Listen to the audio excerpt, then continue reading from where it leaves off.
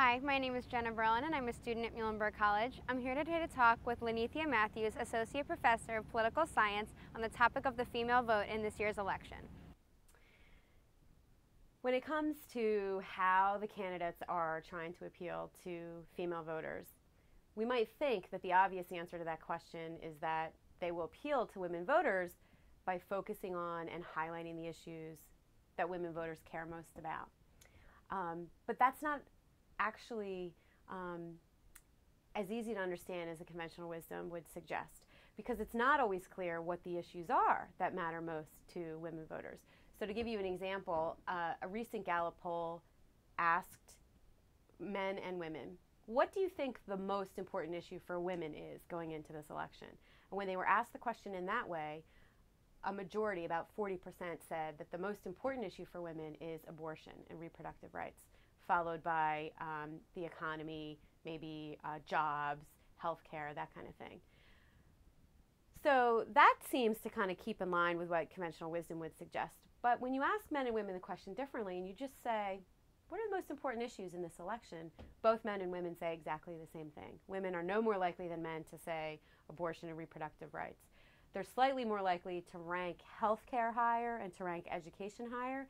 But when it comes to the top three issues that men and women think are most important in the election, they're exactly the same. The economy, jobs, unemployment, and so on. So the question, how do you appeal to women voters, is really complicated because we can't assume that women and men are necessarily different when it comes to the issues that they care most about.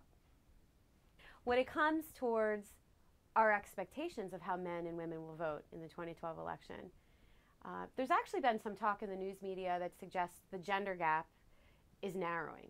But when we look at longer term trends, some of the predictions are that the gender gap will actually be larger, so that a majority of women will prefer Obama, the Democratic candidate, and they'll prefer him because he is the Democratic candidate, and a majority of men will prefer Romney as the Republican candidate. Explaining the gender gap, we know it's there and we can make predictions about its size, how large or how narrow it will be.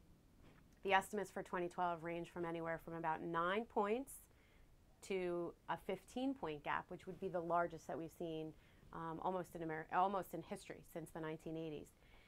Explanations for the gender gap aren't very clear. They're scholars who spend their whole lives trying to answer why men and women behave different politically. We know that it's not simply as easy as saying what issues matter most to you, because they rank those very similarly. They identify the same issues. But over time, we've seen women growing more liberal and therefore more democratic, and men growing more conservative and therefore more Republican. So I do think that the relative strength of both the Obama and Romney campaigns differs along gender lines. And Romney, if he wants to woo female voters away from Obama, really should be focusing on the issues that appeal to them most. I mean, that's going to be his strong suit.